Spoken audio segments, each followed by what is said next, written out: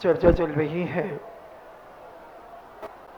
वैयावृत्ति की, जिसमें विगत दिनों में हमने आहार दान और औसत दान के बारे में समझने का प्रयास किया।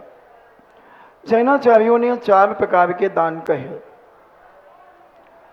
आहार दान, औसत दान, उपकरण दान, आवास दान। उपकरण दान कहें, किन्हीं आचार्यों ने शास्त्र दान भी इसे स्वीकार किया, मगर उपकरण दान उपयुक्त बैठता है। शास्त्र दान एक पर्टिकुलर एक ग्रंथ से संबंधित रखता है, मगर उपकरण का मतलब होता है जो त्यागी व्यक्ति साधु का उपकार करे, वह उपकरण है। चश्मा भी एक उपकरण है, शास्त्र भी एक उपकरण है, पीछी भी एक उपकरण है, कमंडलू भी एक उपकरण है। जो भी चीजें उपकार में आती हैं, कार्य करने में सहयोग देती हैं, वो सभी उपकरण के अंतर्गत आते हैं। तो यहां पर हम तुमसे शास्त्र की बात भी करेंगे और अनेक अनेक उपकारों की चर्चा करेंगे। जो हमारे जीवन में उपकार करता है, उस उपकारी का उपकार जिंदगी में मरते दम तक नहीं भूलना चाहिए।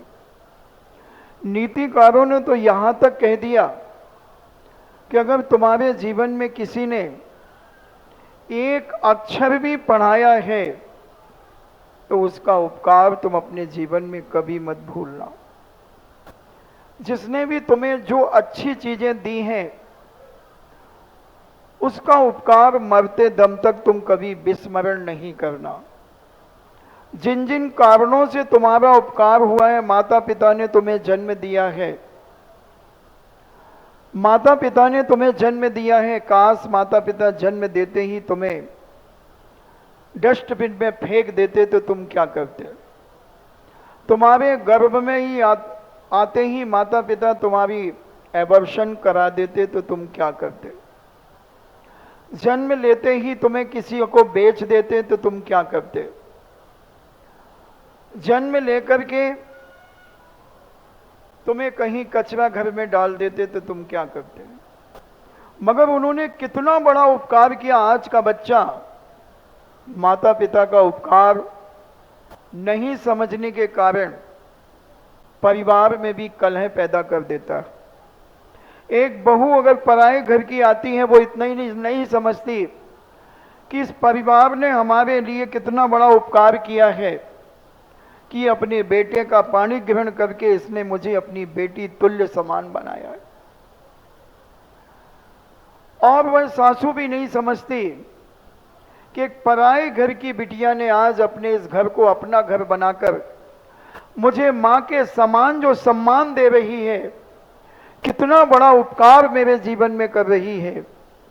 एक छोटी छोटी बातों को अगर हम अपने जीवन में समझने लगे तो बंधु, ये उपकार तुम्हारी जिंदगी का इतना ऋणी हो जाएगा, इतना उपकार का बेनिफिट तुम्हारे खाते में जमा हो जाएगा कि तुम उस पुण्य को खा नहीं सकोगे। कई भाव तक तुम उसे अपने जीवन में ग्रहण करते चले जाओगे। मगर एक दरवाजे ने कितना बड़ा उपकार किया तुम्हारे जीवन में, एक रजाई ने कितना बड़ा उपकार किया तुम्हारे जीवन में, कंबल ने कितना बड़ा उपकार किया। वास्तु कहती है कि जिस कंबल ने तुम्हारी ठंड बचाई है, उस कंबल की उपेक्षा मत कर देना। जिस दरवाजे ने तुम्हारे घर की सुरक्षा की है, उस दरवाजे को लात मत मार देना। बहुत सारे अहंकारी लोग, दरवाजा लटका होता है, अहंकारी लात से खोल देता है। एक लात मारता है, दरवाजा खुल जाता है बेचारा। मोटरसाइकिल में बैठे बैठे गाड़ी के आगे चके से दरवाजा खोल देता है। प्रकृति कहती है कि तूने उसका अपमान किया है। जिसने तेरे जीवन में इतना उपकार किया कि तेरे घर में आज सामाजिक तत्वों को नहीं घुसने दिया, कोई हिंसक प्राणी कुत्ते आदि तेरे मकान में ना घुसे, इसलिए दरवाजे ने तुझे पूर्ण सहयोग दिया। इतना बड़ा उपकार किया तेरे परिवार का, कोई चोर न घुस जाए उसके लिए दरवाजा बंद करने के लिए तुझे मौका दिया, मगर तूने उसे लात मार दी। जैसे हमने एक दिन कहा था कि लक्ष्मी का भी अभिशाप यानी धन दौलत का अभिशाप भी उन लोगों के पास है जो आज दुनिया में ये गरीब भीख मांग रहे हैं। बंधुओं, ये जो कम अमीर हैं, क्यों नहीं हो पाते अमीर? बहुत सारे लोग हैं बंधुओं जो अमीरों से चिढ़ते हैं, उन्हें ईर्ष्या होती है कि हर कार में बड़े आदमी को क्यों बुलाया जाता है। दीप प्रज्वलन होना है, बड़ा आदमी आएगा। जो भी कार्य होते हैं धार्मिक कार्यों में भी बड़ा आदमी आएगा। और यहां तक तुम कह दो आहार भी होता है तो बड़ों के घर में होता है महाराज जी, हम मध्यम वर्गीय के घर में तो बहुत कम कभी कभार आहार हो जाता है। ये टीस, ये वेदना बहुत सारे लोगों को है ना। हाँ महाराज, हमारे दमोह में सोई है महाराज, अच्छो ही को निवारण कर दे महाराज, तुम्हारे पांव पल्ले में तुम्हारी जय हो। कर तो दे तनक महाराज, हमें बहुत आ गया लगत। हाँ, पहले तो जैसे अभी महाराज ने भी कहा था कि वो अमीर क्यों हुआ, क्या आप अपनी दोस्ती किसी अमीर बालिका से करना नहीं चाहेंगे? क्या कोई बहू अपनी सहेली कोई बड़े आदमी की बहू को नहीं बनाना चाहेगी? ऐसा कौन व्यक्ति है जो अपने दोस्तों को, छोटे छोटे गरीबों को बनाना चाहता है और अमीरों को धक्के मार के अपने पास से हटाता है वो इस सभा में कि जो अमीरों की उपेक्षा करे और सहेली बनाए बिल्कुल उनको, मजदूरों के बच्चों को, दीनहीन को। और अमीर की बहू कहती है मैं आपकी फ्रेंड बनना चाहती हूं। नहीं नहीं, हम आपको नहीं बनाएंगे, आप जाइए यहां से। है हिम्मत? हर व्यक्ति अमीर को अपने इर्द गिर्द बिठाना चाहता है, अमीर से अपनी दोस्ती का हाथ बढ़ाना चाहता है। क्यों, मैं आपसे पूछना चाहता हूं, अमीर का इतना पुण्य है बंधुओं कि हर व्यक्ति उससे दोस्ती करना चाहता है। अमीर का इतने उपकार किए हैं उसने लोगों के प्रति, इतने उपकार किए हैं कि उन उपकारों का बदला तुम 10-10 भव तक नहीं चुका पाओगे। अभी देखें, जब महाराष्ट्र के अंदर बाढ़ आ गई और आगम सागर जी महाराज की खबर आई पूज्य मुनि श्री सुधा सागर जी महाराज के पास कि महाराज यहां बहुत सारे परिवार बेघरवार हो गए हैं, बहुत स्थिति खराब है, यहां तक हमारे जैन समाज के परिवारों की दशा बहुत खराब है और आप ही सब कुछ कर सकते हैं महाराज, मेरी ताकत नहीं है कि मैं इनके लिए कुछ उपकार करा सकूं या कर सकूं। हम लोग उस समय बिजोलिया में चातुर्मास कर रहे थे।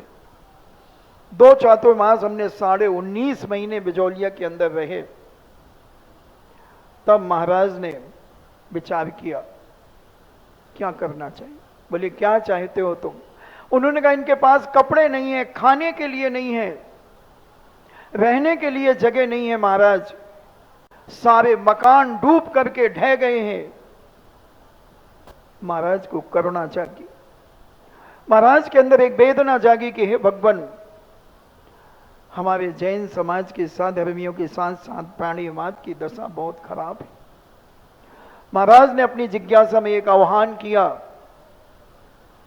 और करोड़ों रुपए वहां भेजे गए, इतने वस्त्र भेजे गए, इतने बसें भर भर के, ट्रक भर भर के वहां साड़ियां, वस्त्र, भोजन, अनाज इतना भेजा गया, इतना भेजा गया कि ओवरफ्लो हो गया।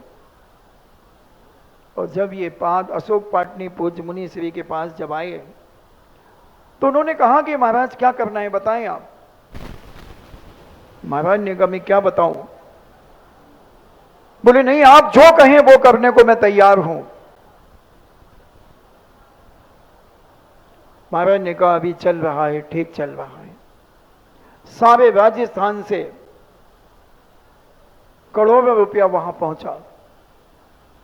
इतना उपकार उनके जीवन में हुआ। अब उस उपकार का फल यह मिला, जब वो लौट करके आए, वहां के लोग 150-200 परिवार के लोग मेरे पास बैठे।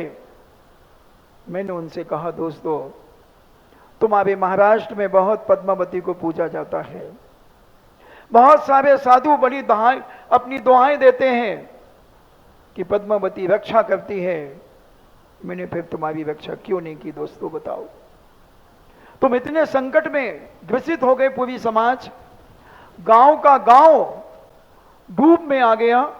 मुनिराजों, पूज्य मुनिराजों को भी स्थानांतरण करना पड़ा। चातुर्मास में बीच में उठ करके उन्हें दूसरी जगह जाना पड़ा। कहां गई थी वो पद्मावती? कहां गया था वो क्षेत्रपाल बाबा? कहां गई थी वो ज्वाला मालिनी? कहां गई थी वो चक्रेश्वरी? कहां गए थे बंधुओं? इन्होंने क्यों सहयोग नहीं किया तुम्हें? और जो इनकी पूजा अर्चना कराते हैं, इनका विधान कराते हैं, क्या उन्होंने तुम्हें क्या सहयोग दिया? क्या सहयोग दिया तुम्हारे इस भीषण स्थिति पर? बोले महाराज जी कुछ नहीं दिया। और हमने कहा, लो आज से तुम्हें अपने जीवन में इस मिथ्यात्व को तिलांजलि दो कि मरेंगे तो हम जिनेन के चरणों में मरेंगे, जिएंगे तो जिनेन के चरणों में जिएंगे, पूजन करेंगे तो जिनेन भगवान की करेंगे, अभिषेक करेंगे तो जिनेन भगवान का करेंगे। ये उपकार अगर तुम करना चालू कर दो दोस्तों, तुम्हारे जीवन में 4 चांद लग जाएंगे। और आज 1, 1.5, 2 साल हुए, 3 साल हुए हैं अभी, उनकी संपन्नता दिन दूनी रात चौगनी बढ़ रही है, क्योंकि सम्यक मार्ग उन्होंने अपने जीवन में अपना लिया। उपकार अशोक पाटनी ने 108 मकान वहां बनवा करके दिए बंधुओं। 108 मकान पूरी एक कॉलोनी की कॉलोनी न्यू से बनवा करके दी पूज्य मुनिश्री के आशीर्वाद से। क्या चाहते हो तुम? एक श्रावक से एक श्रावक का उपकार। मगर उपकार होने के बाद कृतज्ञ मत बनो, उसके उपकार को भूलो मत। 4 लोगों को कहो कि हमारे साथ उन्होंने ये उपकार किया है। जो कृतज्ञ होता है, बेईमान होता है, छली होता है, धोखेबाज होता है, वो उपकारी के उपकार को भूल जाता है। और जो उपकारी के उपकार को भूल जाता है बंधुओं, अपनी जिंदगी में कभी सुखी नहीं रह सकता। वो जिंदगी में दुखी रहेगा, परेशान रहेगा। इसलिए हम उपकार करना सीखें, उपकार करना सीखें। एक बहुत बड़ा सेठ अपने ऑफिस से आया और अपने मैनेजर को कहकर के आया था कि 7 दिन में मुझे सारा हिसाब चाहिए, सारी फैक्ट्रियों का हिसाब चाहिए 7 दिन के अंदर। उस मैनेजर ने कहा, सर कंप्लीट है, सारा कंप्लीट है। बोले अच्छा ठीक है, कल मुझे देना। वो घर आया, अपने नौकर से कहता है 1 कप कॉफी बनाओ। नौकर कॉफी बनाने लगा, उसे घबराहट हो रही थी। उसने कहा डॉक्टर को बुलाओ। डॉक्टर को बुलाया गया, जो सबसे अच्छा डॉक्टर था उसे बुलाया। डॉक्टर अपनी टीम लेकर के आया, क्योंकि जो बड़े सेठ साहूकार होते हैं वो छोटे मोटे डॉक्टरों से ठीक नहीं होते। उनको अगर कोई सस्ती दवाई दी जाएगी तो उन्हें लगेगी नहीं, वो लगेगी नहीं। और उसने बहुत बड़े हॉस्पिटल के डॉक्टर को फोन किया, नौकर ने। डॉक्टर पूरी अपनी टीम एम्बुलेंस लेकर के सब कंप्लीट लेकर के आ गए। और सेठ जी बैठे हुए थे, उनको चेकअप किया। बोले सेठ जी ऐसी तो कोई बात नहीं है। बोले नहीं, मुझे बहुत घबराहट हुई, आप दवा लिखिए। अब डॉक्टर सोचता क्या दवा लिखूं, स्वस्थ है व्यक्ति, क्यों थोड़ी सी घबराहट हो रही है? हिसाब किताब में कहीं गड़बड़ी हो गई होगी, या कहीं कोई 2 नंबर का कार्य किया होगा, इसलिए घबराहट हो रही है कि कहीं फंस ना जाऊं। बाकी तो ठीक है सर, आप बिल्कुल फिट है। ना ना, तुम मुझे बहुत अच्छी दवाई लिखो। डॉक्टर ने दवाई लिख दी, दवाई आ गई, उसने दवाई खा भी ली, मगर उसे अच्छी नींद नहीं आ रही है, नींद नहीं आ रही है उसे। 2 बजे रात को उठा और अपने बंगले के गार्डन में घूमने लगा, गार्डन में घूमने लगा। मगर उसने अपनी जिंदगी में कभी उसे धर्म कर्म के ऊपर विश्वास नहीं था, केवल वह धन कमाना जानता था, धन गमाना नहीं जानता था। और 2 बजे गार्डन में घूमता घूमता बेचैनी से भरता जा रहा था। गार्डन से निकलकर रोड पर चला गया। रोड पर चलता गया और एक पुलिया पे जाकर भी बैठ गया। पुलिया पे जब बैठा तो जो चप्पल उसके पैरों में थी वो उतार दी, क्योंकि पुलिया ऊंची होती है। चप्पल नीचे गिर गई उसके पैर से। इतने एक छोटा सा कुत्ते का पिल्ला आया, पिल्ला ही कहते हैं ना, क्या कहते हैं, और वो कुत्ते का पिल्ला एक चप्पल दबा करके ले गया। सेठ जी उसके पीछे दौड़ते गए और कुत्ते का पिल्ला झुग्गी झोपड़ियों के इलाके में चला गया। सेठ जी वहां पहुंच गए और कुत्ते ने बहुत मुश्किल से उस चप्पल को छोड़ा। और जैसे ही सेठ जी ने चप्पल को पैर में डाला, एक झोपड़ी से बहुत वेदना भरी एक आवाज, एक चीख निकल रही थी। एक मां दीवार से अपना सिर फोड़ रही थी, चीख रही थी, चिल्ला रही थी, रो रही थी, छाती कूट रही थी। सेठ जी ने सोचा कि 3:30 बज गए हैं और मैं अगर वहां झांकता हूं तो कोई और देख ले तो कोई डाउट ना कर ले। घबरा गया और थोड़ी सी घबराहट बढ़ गई। 10 कदम आगे बढ़ा, मगर सोचता है कोई बात नहीं, एक बात पूछ तो लूं कि मां क्यों रो रही है। और जैसे उस झोपड़ी को उसने थोड़ा सा खटखटाया, उस अंदर मां ने अपनी टाटी होती ना, टाटी की कुंडी खोली और देखा कि एक छोटी सी 3 साल की एक बिटिया जमीन पर पड़ी है। बीच बीच में कपकपी छोड़ देती है, छटपटा जाती है, ऐसा लग रहा है जैसे बेहोश सी पड़ी है। वह सेठ उस बहन जी से पूछता है, बहन जी अन्यथा मत लेना, मैं आपकी चीख और पुकार सुनकर के आया हूं, मुझे डर लग रहा है कि कोई मुझे गलत ना समझ ले, मगर आप क्यों रो रही हैं? बोले इसलिए रो रही हूं कि इस बिटिया का ऑपरेशन होना है, इसके हार्ट में छेद है, इसका ऑपरेशन नहीं हुआ तो ये मर जाएगी। तो तुम क्या करती हो? मैं लोगों के यहां पर झाड़ू पोंछा करती हूं, बर्तन साफ करती हूं। हाँ, तो इसमें टेंशन करने की जरूरत क्या है? आप जिनके यहां काम करते हैं उन्हीं से कुछ पैसे ले लीजिए उधार और अपनी सैलरी में कटवा लेना।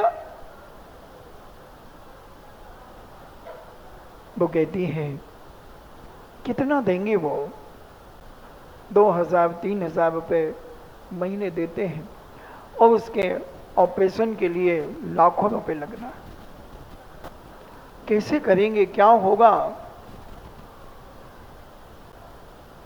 सेठ जी ने बहुत सारी बातें बनाने का प्रयास किया, मगर उस गरीब की वेदना देख करके उन्हें भी वेदना जाग गई।